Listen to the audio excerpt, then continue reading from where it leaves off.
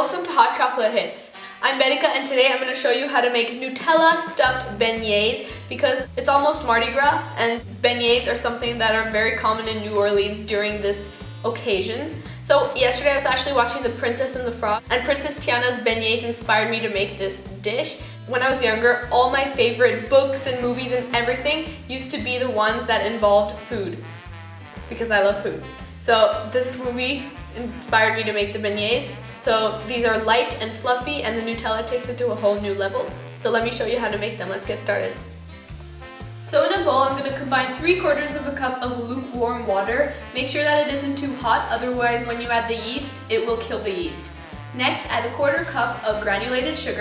Then add a teaspoon and a 1/4 teaspoon of active dry yeast and set it aside until it becomes nice and frothy. If it doesn't become frothy, then you have to start the whole process again because either your water was too hot or your yeast was too old. In another bowl, you're going to combine 1 whole egg with half a teaspoon of salt and half a cup of milk. Whisk together until combined and then add 2 tablespoons of melted butter and continue to whisk.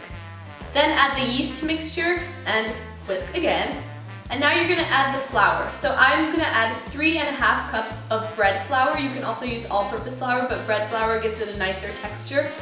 And you're gonna add this in 3 different batches. I like to start off with a whisk and then I switch to a spoon because it gets too difficult to use a whisk. So once you have all your flour incorporated and it becomes harder to mix, you're gonna dump the mixture onto a lightly floured surface and knead it together until everything is combined into the dough. Then you're going to oil a glass bowl and you're going to place the dough into the bowl and then you're going to oil the surface of the ball as well. This prevents the ball from forming a skid. This also prevents the dough from sticking to the bowl, which makes it easier when you want to roll it out. And then you're going to leave the ball of dough in a warm place until it doubles in size. This will take around 2 hours and as you can see, mine really doubled in size. But you know what? I take that as a good sign because that means my yeast activated and that means that the dough is going to be nice and fluffy and when you bite into the donut, it's going to be like a pillow. And so once it's doubled in size, you're going to take the dough and you're going to dump it onto a floured surface and you're going to roll it out to a 1/4 inch thickness and then you're going to cut it into squares because I guess that's the typical form of the beignet, but you can also use a circle cookie cutter and then you can make them into donuts if you don't want to do beignets. So I like to use a pizza cutter to cut the dough. It's so much easier than using a knife.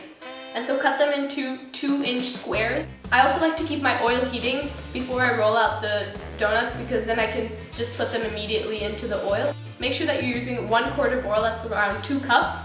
You know that your oil is ready when you put a little piece of dough and then it bubbles up and it comes to the top. So once your oil is heated, you're going to take the beignets and you're going to place them into the oil. I like to do 4 at a time. That's just how big my pan is. If you're using a bigger pan, you can fry more. Fry the beignets on each side for 1 to 2 minutes or until they're golden brown. And then place the beignets on a plate that's covered with some paper towel. This absorbs the oil when you put the beignets on top. And once you're finished frying it, you're gonna fill it with the Nutella, which is the best part in my book. So to fill the beignets, I'm using a 12-inch nozzle and I'm just making a hole in the center on the back.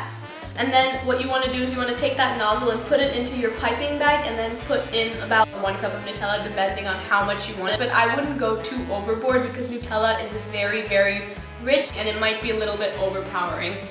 But if you like it, be my guest. These are your beignets after all and you're the one who's going to eat them. So put the nozzle back into the beignet and squeeze until a good amount of Nutella comes out. I give it about 3 seconds. I'm just like 1, 2, 3 squeeze and I take it out and then I finish the rest of the beignets that way.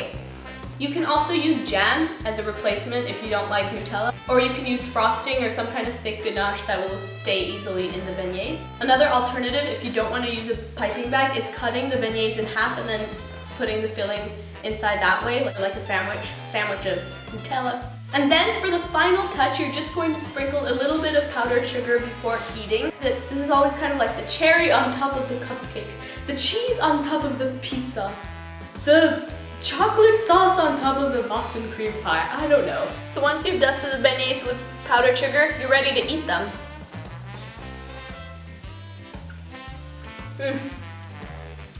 Like all Disney movies, these beignets are magical.